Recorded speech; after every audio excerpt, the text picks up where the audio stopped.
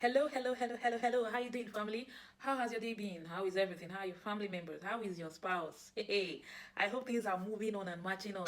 Thank you so much for those who took out time to share my videos to their friends. I really appreciate you.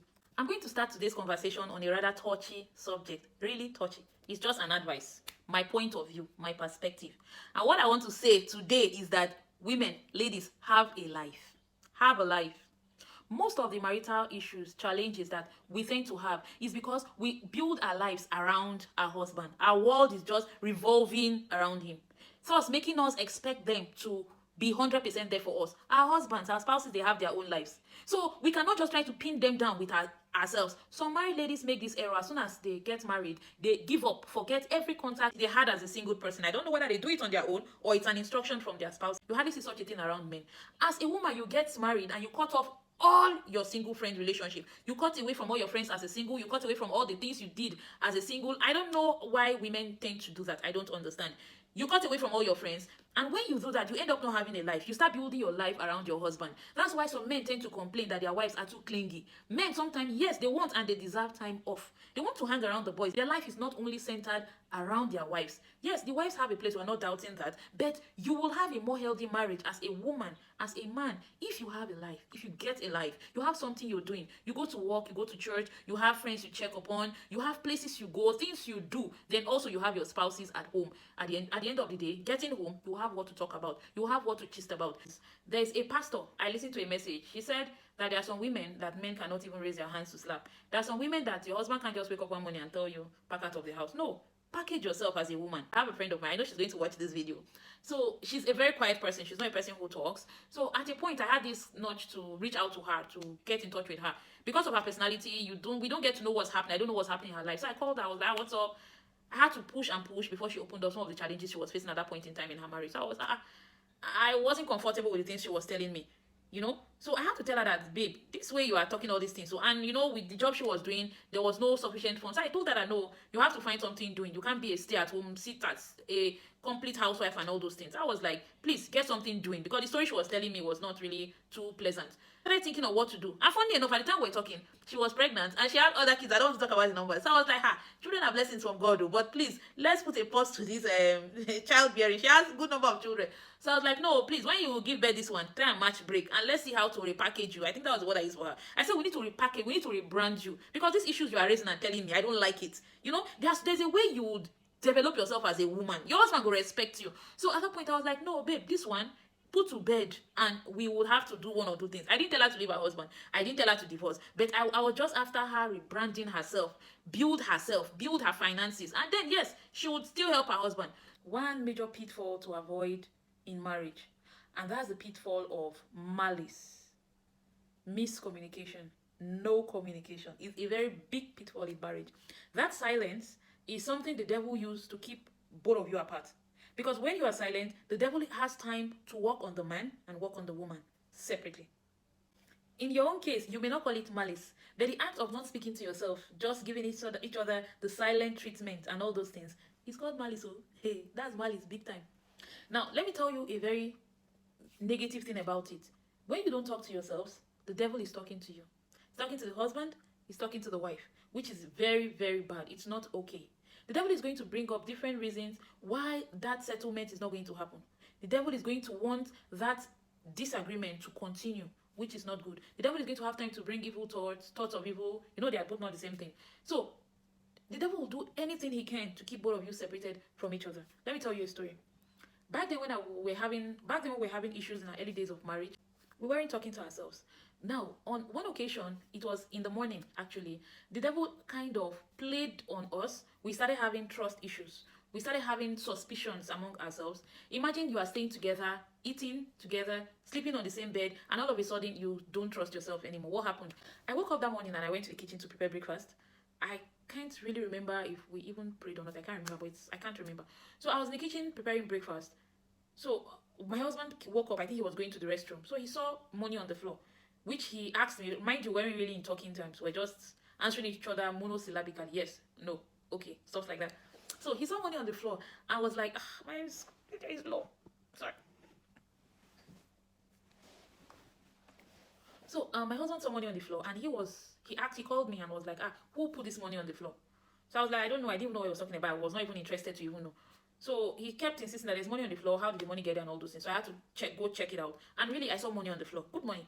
But I cannot remember putting money there. Or maybe I can't. If it fell off, I don't know. I can't remember. And he also could not even remember. Maybe it fell off from his pocket. All he knows is that he did not put it. And me too. I know I did not put the money there. So okay, Shebi is our house. What is supposed to happen? One person is supposed to pick the money, go and keep it, or whatever. It's our house. Do you know what happened? He was like, who put it? How will I say I'm not the one? If I'm not the one that put it, who put it? I was like, sorry, I can't remember. I'm not the one that put the money there. So in my head, I had to leave. I went back to the kitchen. In my head, I was like, so it has come to this. He has put money in that place. Maybe the money nice to God forgive me. You know, I started feeling that, okay, maybe the money wants to use the money to jazz me or something. Suspicious. We are believers. We are Christians. Why will he? I just felt, I was sure it wasn't me. And I was sure it was not my money. He also, I don't know what was going on through his head. But I believe he was also sure it wasn't him. It's not his money. Is this woman trying to get me with money? I don't know what. I don't know. But, you know, stuff like that. We started suspecting each other. Imagine in our own house. Money on the floor. If it's now, if I see money for grand, I go rush them. God don't bless me with them. So it was that bad. So when you start keeping malice, you give room for the devil to sow certain seeds of discord in your heart, and it will lead to distrust. And that distrust, that suspicion is very bad in marriages. Very, very bad. Now, something else happened one day because of still misunderstanding back in the days. You know, like I said, when you are not talking, when you are keeping malice, there is suspicion. So there was a time, you know, at that point of we're having issues, not talking to ourselves. So you will still have people you're talking to out there. So there was a day we were at home. I was in the sitting room. I was in the room. I know he was talking to someone.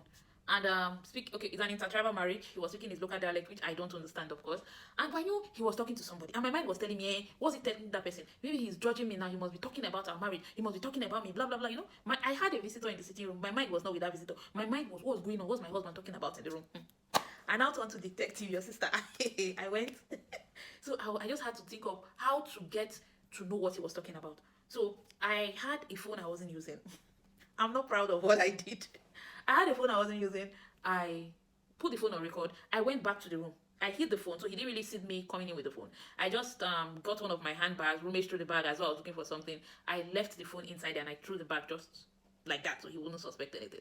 So I left the room. So in my mind, I was like, I was going to that language he's speaking. I was going to record everything, look for somebody to translate. I want to know what he's telling that person. Suspicion. So that's how I left. I was in the sitting room, my guest and everything. The guest left. So after the guest left, I went to the room because at that time he had finished his conversation. So I was more like, let me go to the room and get my goods, my phone. Why? As I reached room, I never knew my village people had gone to inform my husband what I did. I just saw the bag on the bed. And my husband was holding the phone. I was like, hey, while I don't do. So I was like, what's this? Talking. He made me to open my phone, delete the record. That means it was possible he was talking about us. But then, I'm not really proud of what I did. That day, maybe he just caught me red-handed. I was like, inside me, I didn't even know how I felt. But I felt so silly. So, but what led to that kind of thing? Suspicion. The idea, the thought that this person is doing something against you. Why? We're not talking.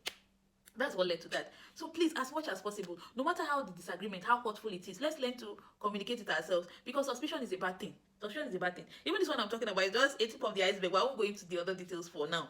So please and please, no matter what, let's just keep talking to ourselves.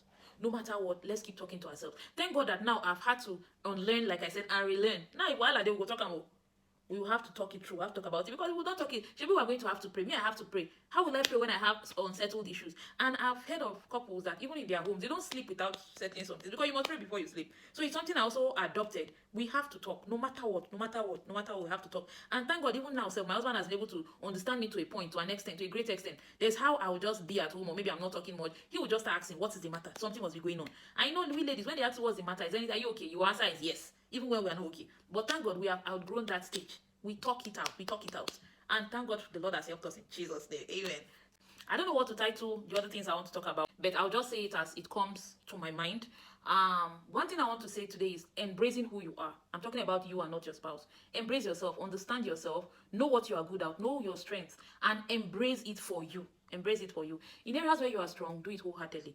Don't wait for your husband to come and share responsibilities. In areas you are strong, that may not really be his strength. You know, I said marriage will complement ourselves. So if you are strong in an area, work in that area. Allow something else. Allow your husband to work in areas where he's strong. Now, for instance, personally, I'm a person who talk. I'm an extrovert. Not okay. At least within my home and everything, I talk. At home, they know me. In fact, my dad will always say, "You are noisy. You are very noisy." I love noise. I make noise. I talk. It's let me just if it's possible to say one of my strengths is talking. I talk. Now in the early days of our marriage, I'll always have issues with my husband not talking. He doesn't like talking. In my mind, I'll just be fighting within myself. He doesn't talk, my husband should talk. So because he doesn't talk and I'm the one doing most of the talking, I started having reason to leave the house, go to my family friends who will stay in the same compound, just visit them because I felt the house is boring. But at the point I was like, why am I complaining? Why am I trying to change who my husband is? That is his personality. That's not his area of strength. My husband is not really a great talker. Why don't I make my home as interesting as I want it to be? So at that point, I had to retrace my step and I had to decide to start staying home and make the home as interesting as I want it to be. So let's dwell on our strength and let our spouses dwell on their own strength. I remember the story of a couple. The wife said she's a person who loves writing. The husband is not a person that loves writing. But the husband wants books. He wants to be an author. So what did the wife do? She knows her strength is to write. So she had to start doing it for him. She will listen to his messages and convert it into books and all those things. That way he became an author. So she did not just sit down to push him beyond his ability. Writing is not his strong suit. Writing is her strong suit. So why fight with her spouse over what is not his strength when she can easily do it? So she decided to shine forth in areas where he is not so sound. So let's embrace ourselves and let's stand in the gap and step up to help our spouses, to strengthen our homes. Now, as a man who knows how to cook, this is just an example. I know in this side of the world, it's expected a woman is a person who cooks and is the kitchen, but you are a man, you know how to cook. Your mama trained you well, and you can cook. But because you are married and with this mentality of no, the kitchen is for the woman, you want to insist that no, my wife must go and cook, you are the man of the house. No, don't announce it like that. You like cooking, it's your strength. And if you feel your wife is not able to do it to your taste and all those things, either you go and do the cooking or you teach her how to do it. Don't just sit there and keep insisting she should go and do it. I don't know.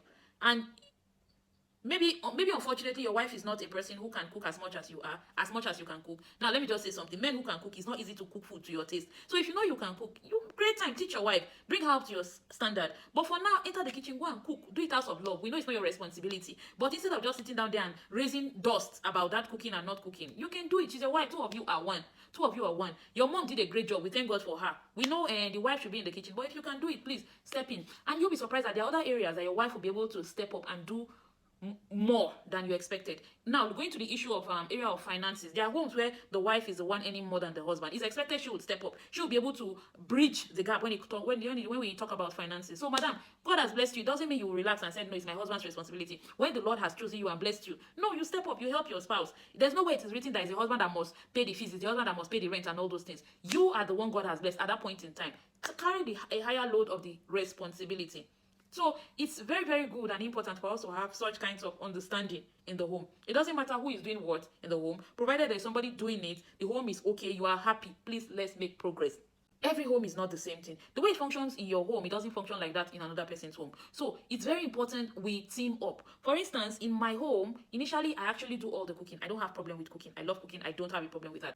Like I said, when I got married, I had this mindset of I'll do everything. It's my responsibility. I'm going to take care of my home and do all those things. Those things I do, no one imposed it on me. My husband knew since I painted a picture like I can do it. He allowed me. But I now got to a point where I saw that it was weighing me down and I wasn't coping, doing everything, cooking, washing, everything at home. And in fact, do you know one funny thing that happened? When I do all those things, as in every home chore, when I get it done, yes, my husband will appreciate it, but there was one thing I did not do. I did not iron. I did not iron my husband's clothes. Why did I not iron? It's not my strong suit.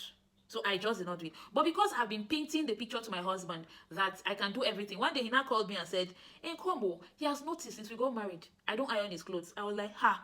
So Shebi is me that's showing strength. He was trying to add to it because that was the picture I painted to him. I painted a picture to him that I'm well able. So he now said, okay, if you're well able, do everything. Look at the ironing. Now, how do I get to communicate my needs to my husband? Well, it depends. Actually depends on what the needs are.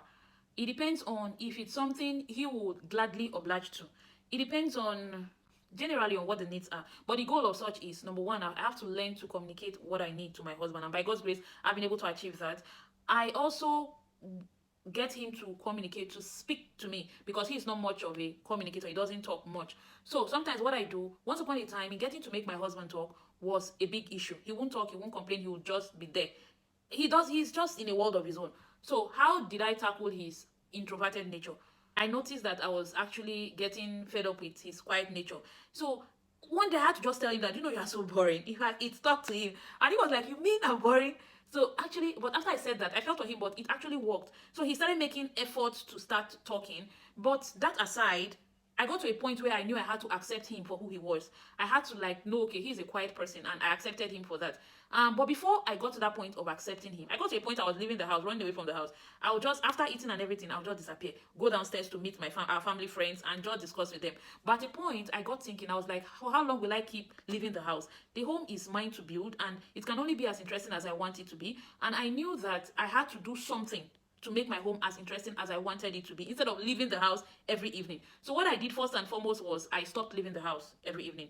I told myself that no matter what, I'll make my home work because it was my responsibility. The Bible says a wise woman builds her house. So I decided not to go anywhere. So I told myself, okay, accept my husband, my spouse, for who he was, and to make the home, I had to take it upon myself to make the home interesting as I wanted it to be. So what I did first, I had to look for what to make my husband talk, what to bring some noise into the house. Paying for DSTV, at least with the DSTV, there's something on the TV, something talking around. At least there's noise. Secondly, what I did, there's a movie. My husband is really not the type of person who loves films or sports or all those stuff. So I noticed there was one movie he loves, War Room.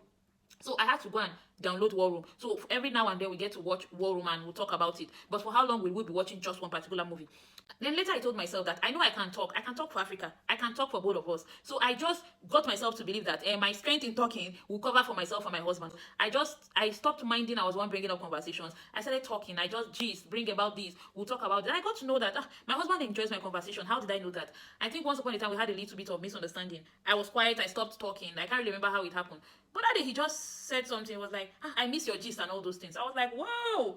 So okay, it makes sense. You even like my conversations, and never for once have you even told me that's meant for you. There are things they would like and appreciate about you, their wives, and they may not really tell you. They may tell another person, but they won't tell you. Why not you? That's why we don't get them. So I just continue talking, disturbing him, just do things that will make him talk. So that was what I started doing on purpose. So with that, as I kept doing those things, there were things that would bring him out of his shell and make him talk, get to make him talk. But now my husband talks almost as good as I do, and the house is more interesting. But if I had not taken that step to remain at home and to look for how to make it work, I would have still been wallowing in that boredom at home. In fact, at this point, if my husband is not back home in the evening, maybe I'm back from work, sometimes I go out to look for him, to wait for him, because I now start appreciating his presence in the house. Thank you very, very much. And please don't forget to share this video. Please share. Please, please, please again. Oh, as I'm talking, just click on the share button. Just a click away. And the Lord will bless you immensely. Have a great day. I love you. Bye.